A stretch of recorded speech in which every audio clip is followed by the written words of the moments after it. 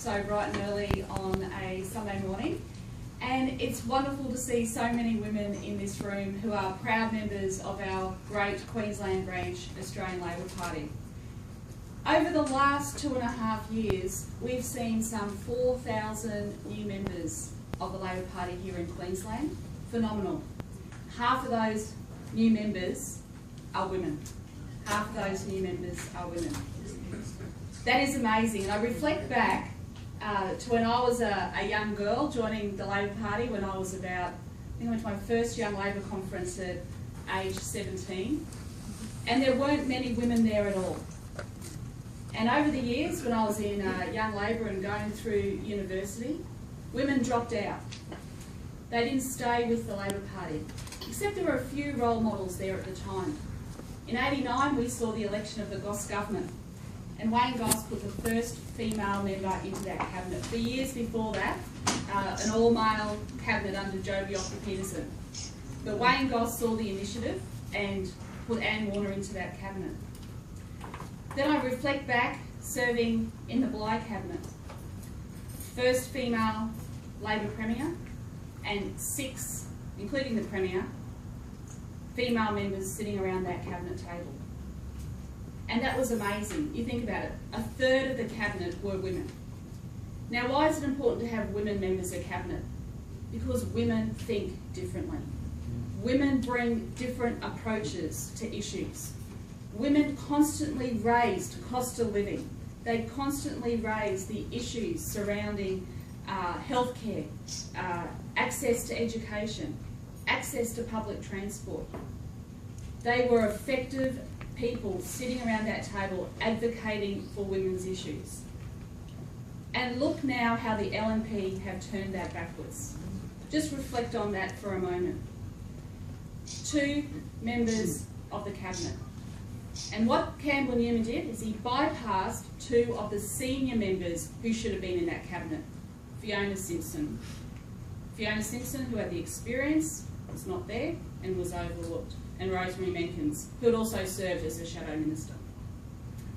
I look at the Tony Abbott cabinet. One woman, and most of that time she's overseas as the Foreign Affairs Minister and not in that cabinet room. You cannot run a country when you don't have fair representation of women sitting around that table.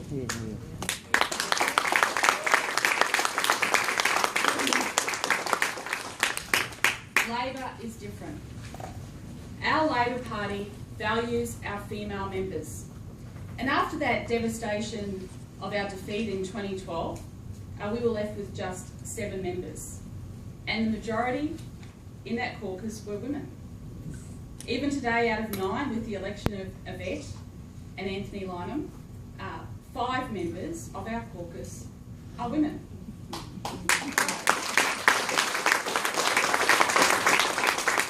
Which brings me to this next election. And we have great female candidates running right across Queensland. And I know some of them are in the room today, and I want them to stand up. I know we've got Leanne, Tracy, there's 2 Leannes, Deb, there we are, everyone, Jen, yeah, everyone give them a round of applause.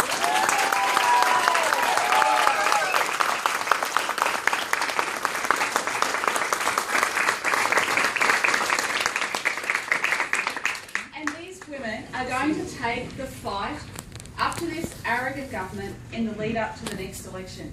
And they're good quality candidates. We have great candidates. Over the last 2.5 years, my clear message has been modernising the Labor Party, making sure we are reflective of the values and concerns that Queenslanders have across this state. And I have been very, very determined to make sure that we are different to the past, that we present a united front. So for the last 2.5 years, I've had the parliamentary team working with the party office and working with the union movement. We are united as we face 73 members leading into the next election. And that's where Labor must be, strong and united.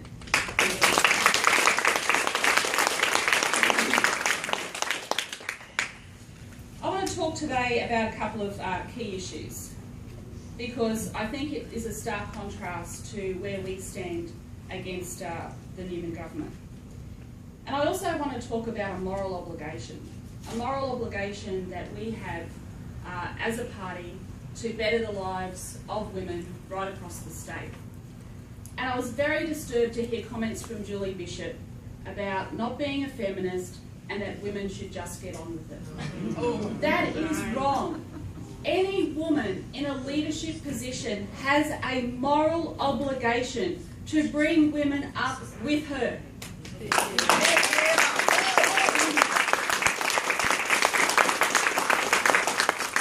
The Labor Party, our values are about equality and opportunity. If we don't have that moral obligation to bring women through our education system into fair workplace positions, into leadership positions, then we have failed as a Labor movement. And that is our clear difference between the LNP and Labor in this state.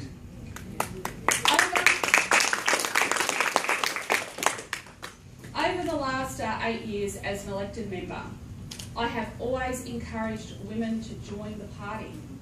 I have always encouraged my local high school captains from Glenalla High School. Now, out there in Glenalla, the area I represent, is the heart of working class multiculturalism in this state. If I don't help these young women get ahead, who is going to help them? Labor has a moral obligation to help them. I have young students going to school in my electorate that don't have breakfast. We have breakfast clubs in nearly every single school in my electorate. These families are doing it tough. They're doing it tough. They can't pay the bills. They can't pay these higher electricity prices. They can't pay the rent. And when Campbell Newman sacks their parents, they can't pay the rent and they can't get ahead. This is not the fair Queensland that I want for our people, and it's not the Queensland that I want for young women in my electorate. And that is why Labor will fight each and every day to improve the lives of people across the state. I also have young high school students, and they lack confidence. So what I do is I bring them in and talk to them and give them the opportunity to participate in the Youth Parliament. And young Beige said to me the other day, and she wrote me this beautiful note. She said, "Annastacia, you have given me confidence. You have given me confidence to now go and pursue my dreams at university." Now, these young people at university have an opportunity to go and do whatever they want to. But I look back 10 years ago, and there was maybe one student from the local Annastacia High School that would go to university. And now, through strong leadership at that school, we're getting between 15 and 20 young students going on to university.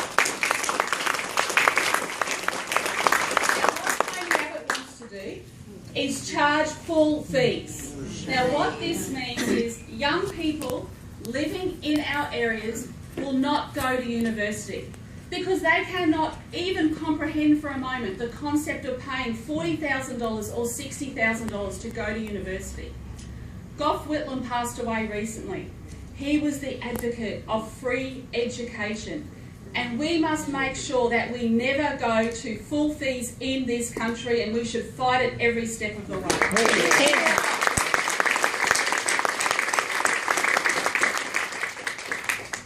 Our other moral obligation is to stamp out domestic violence.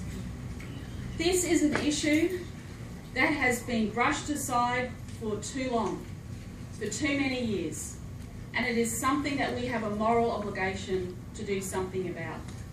When Campbell Newman set up the task force, Labor agreed with it. But Campbell Newman was trying to tell Labor to put a male on that task force. That was wrong. We have a very, very strong member, Desley Scott, the member for Woodridge, who is the Shadow Minister, who understands these issues. She lives and breathes these issues every day, because families are being shattered in the area that she represents of Woodridge. So I defied Campbell Newman and I put Desley Scott onto that committee to raise the issues that she knows about. So what do we want to do? I want to give you outline now our key initiatives of our policy. We will, a future Labor government, increase the maximum penalties from 2 years imprisonment to 3 years for offenders who breach domestic violence orders where breaches involve acts of physical violence. Secondly, we will allow the admission of a history of domestic violence in a court proceeding if the parties are involved in a domestic or family relationship. 3, where offences involve domestic or family violence, the court can consider that an aggravating factor at sentencing. Offenders will not be able to successfully argue as a mitigating factor at sentencing that the act of violence was committed in a domestic or family relationship. Also, we will ensure that all victims of domestic violence can access victims' assistance even where the domestic violence is of a non-physical nature. That is our commitment, and that is what Labor will do if we are elected.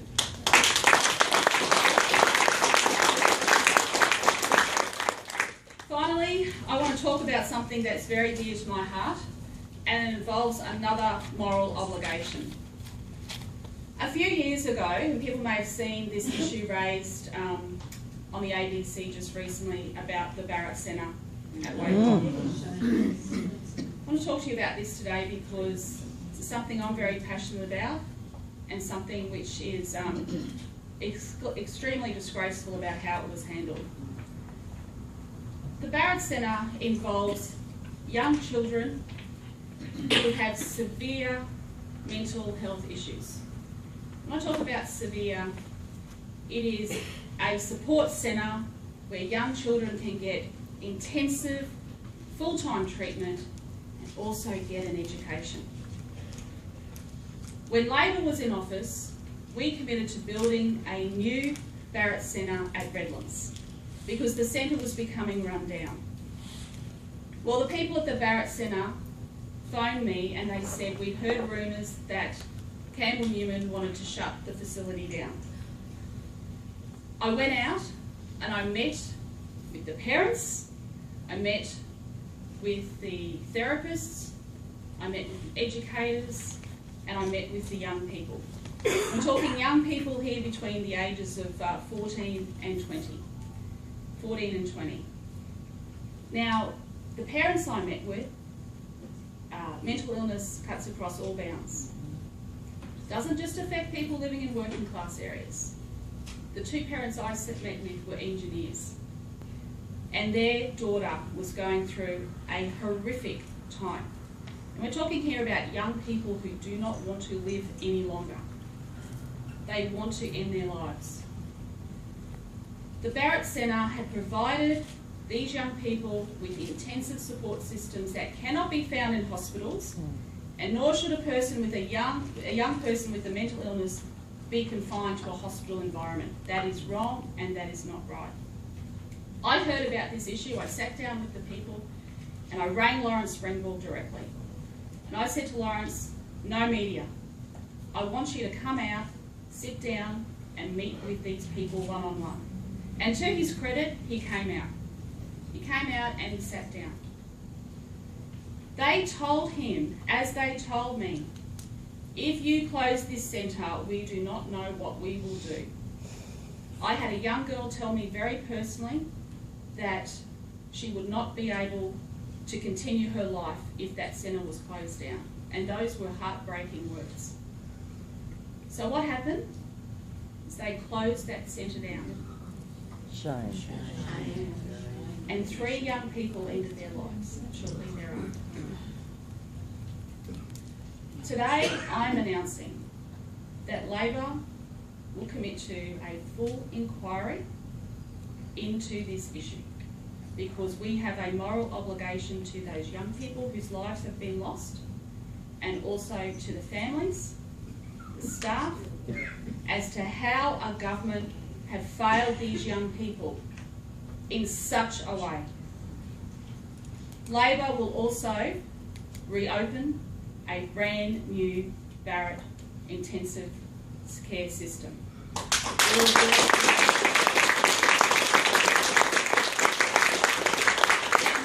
only will we have one in southeast Queensland, but we will also have one in Townsville, catering for the families of the Northern region.